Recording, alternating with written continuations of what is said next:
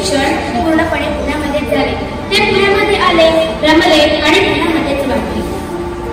शाळेमध्ये कुशाग्र बुद्धी असलेले बाळ वर्गामध्ये लोकप्रिय होते.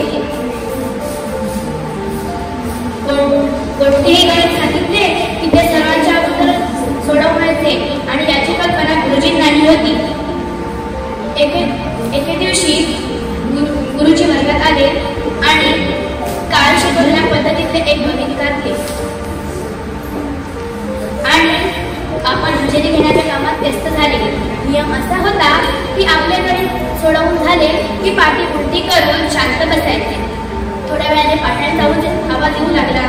गुरुजींनी हजेरी काम थांबवले आणि पाट्या तपासण्यास सुरुवात केली. सर्वजण आपली पाठी दाखवू लागले. ज्यांचे उत्तर बरोबर असायचे त्याच्या पाठीवर बरोबर अशी खुणा आणि ज्यांचे उत्तर चुकीचे त्याच्या पाठीवर फुलीची खुणा देत गुरुजी गणित तपासत होते. गणित पाहत पाहत गुरुजी छोट्या बाळाजवळ आले. बाळाने आपली पाठी सरळ करून दाखवली. गणित तर बरोबर होतं, पण काल शिकवलेल्या पद्धतीत नव्हतं. गुरुजींनी थोड्या वेळाने बाळाच्या पाठीवर फुली मारली. बाळाला ते पाहून आश्चर्य वाटले. बाळ लहानपणापासून अगदी हुशार व करारी होता. बाळाने गुरुजींना विचारले, गणित माझे बरोबर आहे, तुम्ही चूक का दिले? मग गुरुजी म्हणाले, तू गणित कालच्या शिकवलेल्या पद्धतीत केलं नाहीस. तरी त्यावर बाळ म्हणाला, माझं गणित बरोबर आहे. कारण जेव्हा बाळ रत्नागिरीत होता तेव्हा त्याच्या वडिलांनी त्याच्याकडून अशा पद्धतीची गणित सोडवून घेतली होती. ती त्याला येत होती, पण गुरुजी काही ऐकूनच घ्यायला तयार नव्हते. मग गुरुजी म्हणाले, आता तुझी पाठी घे आणि जागेवर जा. तास संपला. गुरुजी वर्गाच्या बाहेर गेले. आता बाळा मात्र काही स्वस्त बसवेना. त्याने पाठी घेतली आणि शाळेच्या मुख्याध्यापकांकडे गेला. शाळेच्या मुख्याध्यापकांना पाठी दाखवू लागला. तितक्यातच ते गुरुजी तिथे आले आणि आता मुख्याध्यापकांकडे योग्य न्यायनिवाडा करण्याची वेळ आली. मुख्याध्यापक हुशार होते. त्यांनी पुण्यातील थोर गणिताचे प्रसिद्ध असणारे शिक्षक केरुणा छत्री यांना बोलावून घेतले. केरुणांना बाळाचे गणित दाखवले. केरुणाने ते गणित काळजीपूर्वक पाहिले आणि बाळा शाबासकी देत म्हणाले, एवढं अवघड गणित एवढ्या छान पद्धतीत सोडवलंय. आणि त्यांनी हे मुख्याध्यापकांना गुरुजींना सांगितले की एवढं अवघड गणित बालवयामध्ये सोप्या पद्धतीत सोडवलंय. बाबा असं ते बाळा म्हणाले. आता आपले गणित बरोबर आहे याचे बाळाला समाधान वाटले आणि आपण बरोबर आहोत याची खात्री पडली. टिळकांच्या या प्रसंगावरून कधीही अन्याय सहन केला नाही पाहिजे. आपल्या पण जीवनात असे घडत असते. जर खरंच आपण बरोबर असतो आणि दुसऱ्याच्या दबावाखाली चुकीचे ठरत असतो तर समोर त्याशी लढलं पाहिजे. लोकमान्यता मंडळी कोशाच्या गणिती गेल्याप्रमाणे ती मौल्यवान असतात. लोकमान्य टिळकांचा जन्म 23 जुलै 1856 रोजी रत्नागिरी जिल्ह्यातील दापोली तालुक्यातील चिखली या गावी झाला. त्यांच्या वडिलांचे नाव गंगाधरपंत व आईचे नाव पार्वतीबाई हे होते. त्या पण गरिबांच्या मुलीत जन्म झाला असला तरी हा मुलगा बुद्धिशास्त्रीय निर्भयता गोसरपाडा यांची श्रीमंती घेऊनच जन्माला आला. लहानपणापासून शिक्षणाची सांगितलेली मिळते कोणी करणारा तीव्र बुद्धिमत्तेचा भाव यावरून मला राष्ट्राचे दायित्व करणे आणि त्याशिवाय टिकवून घेणे हे काम कसे अवघड आहे. हाती कसलीही सत्ता नसताना त्यांच्या प्रतिमेचे पूजन घरोघरी व्हावे, त्यांचा जय जयकार सर्वत्व घडावा हे नवलच म्हणावे लागेल. लोकमान्यता टिकवण्यासाठी व्यक्तीच्या अंगी काही गुण असावे लागतात. बुद्धिमान व्यक्ती नीतिमान असावा, नीतिमान व्यक्ती धैर्यवान असावा, धैर्यवान व्यक्ती त्यागी असावा लागतो. हे एकाच व्यक्तीच्या अंगी असणे शक्य आहे का? या प्रश्नाची उत्तरे इतिहासात देता यावी. नियतीने काही व्यक्ती बनविल्या त्यांपैकी एक म्हणजे बाळ गंगाधर उर्फ केशव. स्वराज्य हा माझा जन्मसिद्ध भूतकाळ आणि तुम्ही मिळवणाऱ्याची कल्पना आजही. स्वराज्य हा माझा जन्मसिद्ध हक्क आणि तुम्ही मिळवणारच. ती मराठीमुळे कल्पना आजही भारतीयांना लढण्याची ताकद देते. लोकमान्य टिळकांचा जन्म 23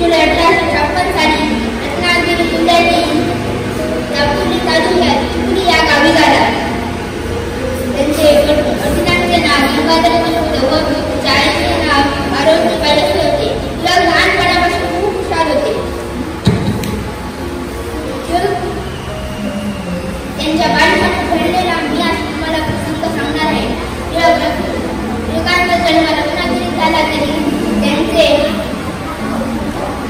शालेय शिक्षण पुण्यातच केले. पुण्यात आल्यानंतर त्यांनी दाखला घेतला व त्यांचे शिक्षण सुरू झाले. खूप हुशार होते. उच्च गणित असं ते पटकन सोडवायचे. एकदा वर्गात गुरुजी आले. सर्व विद्यार्थी बसलेले होते. परकीय प्रतिभा स्थापित देश होता, पण आत केसीचा एक होता. त्या सिंहगर्जनेने जागा झाला समाज. उदयास भारतात स्वातंत्र्य सूर्य आला. अध्यक्ष महोदय तुमच्या गुरुजन गांधी माझ्या बातमीत लागून प्रथम लोकमान्य टिळक यांच्या प्रतिमेचे अभिवादन करून मी माझ्या भाषणात सुरुवात करते.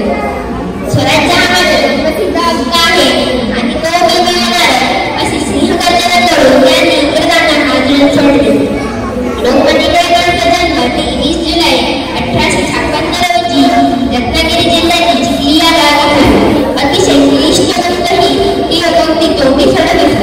त्यांच्या अचाट बुद्धिमत्ते पुढे शिक्षकही चकित होऊन राहिले. टिळकांना त्या काळात आपल्या पगाराची नोकरी मिळाली असती, पण त्यांनी तो विचार मनातून काढून टाकला. जे सरकार देशावर जुलूम करता आपल्या मातृभूमीला लुटून गद्दार करतो त्यांना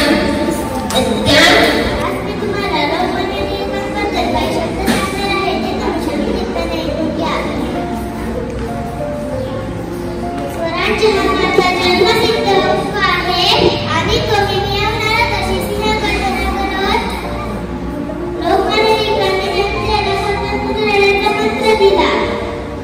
लोकमान्य टिळकांचे पूर्ण नाव लोकमान्य बाळ टिळक असे होते. त्यांच्या आईचे नाव पार्वतीबाई असे होते.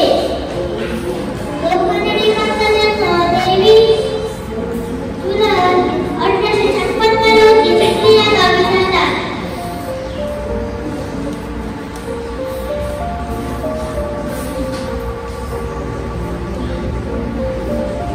त्यांचे निधन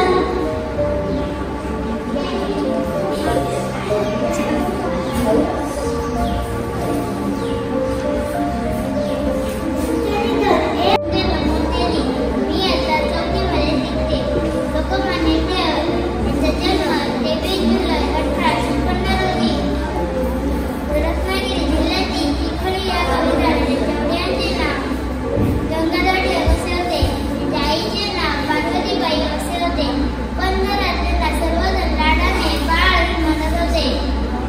पुढे त्यांचे नाव बाळ गंगाधर टिळक असे पडले. एवढं बोलून मी माझे भाषण संपवले. जय जय माझ्या भाषेत लागलो. विराट तुम्हाला लवकर येथे पाठवलं. आयुष्य सांगणारे ते खूप शांत अशी मी नावाला विनंती करते आणि माझ्या भाषणाला सुरुवात करते. लोकमान्य टिळकांचे दुसरे नाव गंगाधर टिळक असे होते. त्यांचा जन्म 23 जुलै 1856 रोजी रत्नागिरी जिल्ह्यातील चिखली गावी झाला. त्यांच्या आईचे नाव पार्वतीबाई व वडिलांचे नाव गंगाधर टिळक असे होते. लोकमान्य टिळक आवर्तन यांनी मराठा उपस्थित हे लोकमान्य टिळक सार्वजनिक गणेशोत्सव व शिवजयंती उत्सव सुरू केले. लोकांनी त्यांना देण्यावरून स्वीकार केल्यामुळे लोकमान्य ही पदवी देण्यात आली. 1 ऑगस्ट 1920 मुंबई येथे त्यांचा मृत्यू झाला. एवढे सांगून मी माझे भाषण संपवते. जय हिंद जय महाराष्ट्र. त्यांचा जन्म 23 जुलै 1856 रोजी झाला. चिखली या गावी झाला. ते लोकमान्य टिळक बालपणापासूनच सर्व सौम्य होते. सुट्टी झाली तेव्हा त्या सुट्टीत काही मुलांनी भुईमुगाच्या शेंगा आणल्या होत्या. ते त्यांनी आपल्या मित्रांबरोबरच वाटून खाल्ल्या आणि त्यांनी शेंगा खाल्ल्यामुळे वर्गात जो पसारा झालेला तो त्यांना बघवतच नव्हता, कारण त्यांनीच तो केलेला. आणि मग पुढचा वेळ झाला. गंगाधर टिळक असे होते.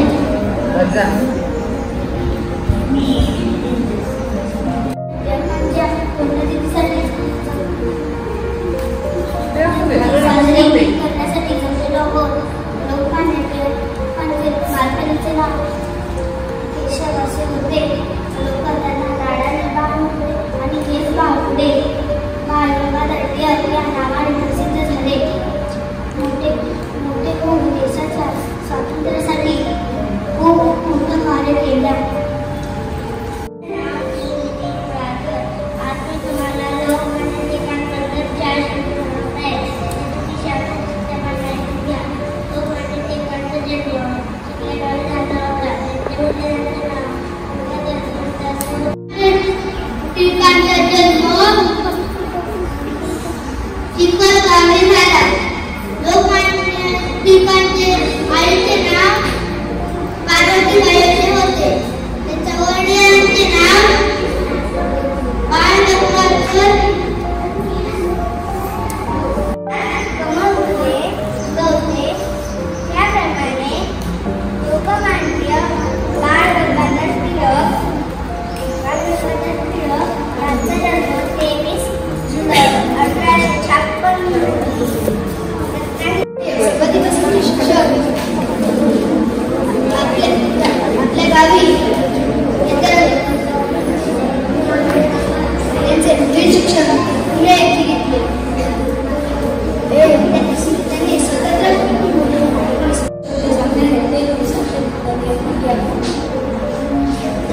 आज एक गोष्ट म्हणजे लोकांनी टिळकांचे पुणे दिले. ज्याप्रमाणे चिखलात गवते त्याप्रमाणे लोकमान्य बाळ गंगाधर टिळक यांचे पूर्ण नाव बाळ गंगाधर टिळक होते. कमळ चिखलात नव्हते त्याप्रमाणे टिळकांचा जन्म रत्नागिरी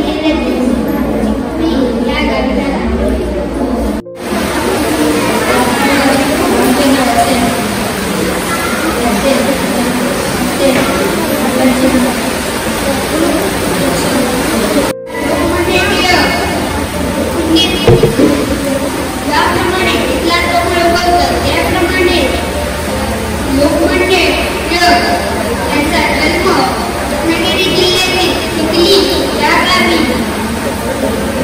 झाला.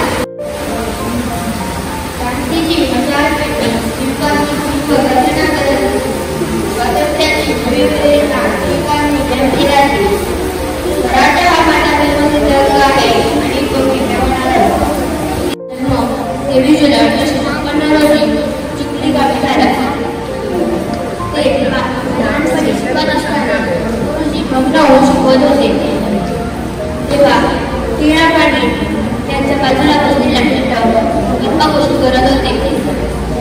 तेव्हा टिळकांना गुरुजींनी उठवलं आणि विचारले की मी आता जो पाठ शिकवला आहे तो तुम्हाला सांग. टिळकांनी पूर्णपणे सांगितलं. हे भारताचे देशभक्त आणि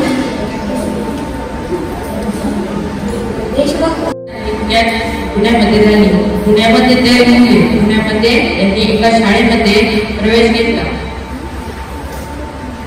एका दिवशी गुरुजी वर्गात आले व काल शिकवलेले गणितीय पद्धतीवर एक गणित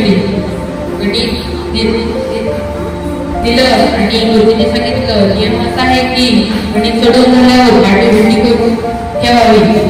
जी आपल्या हजेरी लावण्याच्या कामात व्यस्त झाले. गुरुजी हजेरी लावायचं काम आवरून हॉटेल तपासण्याच्या आणि परत लोकमान्य टिळक यांचा जन्म 23 जुलै 1856 रोजी रत्नागिरी जिल्ह्यातील चिखली या गावी झाला.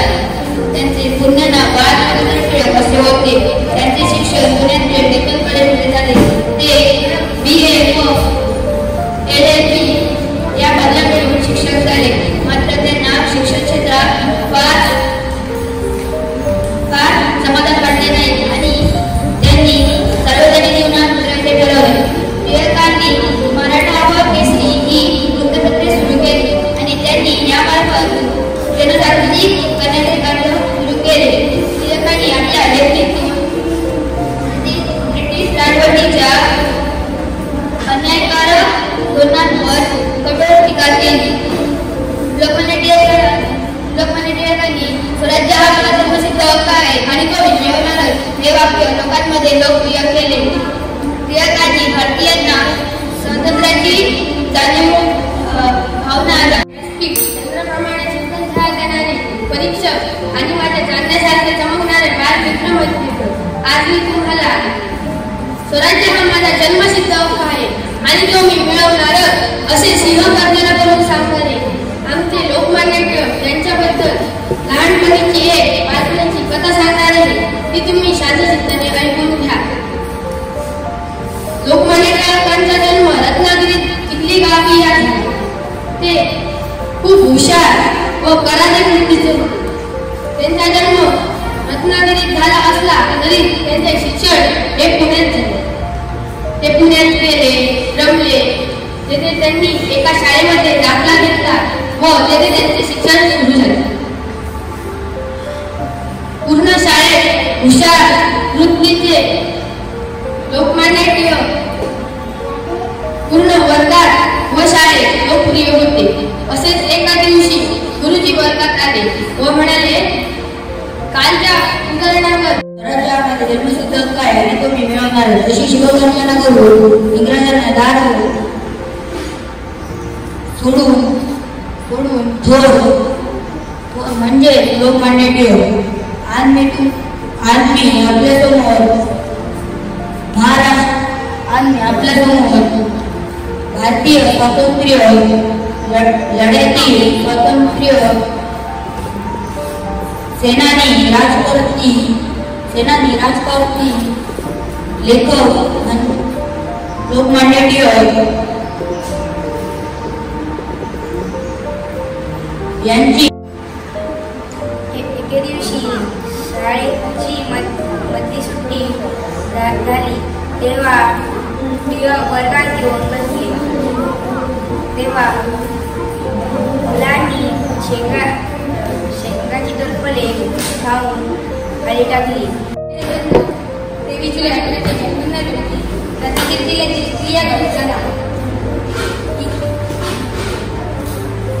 त्याचे पूर्ण नाव इतर शाळेत येणारे परीक्षकांनी तंत्रज्ञानाप्रमाणे संपत राहणारे माझ्या बालमित्र मैत्रिणी सर्वांना माझा नमस्कार. स्वराज्य हा माझा जन्मसिद्ध हक्क आहे आणि तो मी मिळवणारच अशी शिवगर्जना करणारे लोकमान्य टिळक. लोकमान्य टिळकांची लहानपणीची गोष्ट आज मी तुम्हाला सांगते. टिळकांची सत्यनिष्ठा. एकदा टिळक लहान असताना त्याच्या वर्गात 6 माही परीक्षा चालू होती. त्यांनी सर्वच प्रश्नांची उत्तरे बरोबर लिहून टाकली. त्यानंतर जेव्हा बक्षीस देण्याची पाळी आली तेव्हा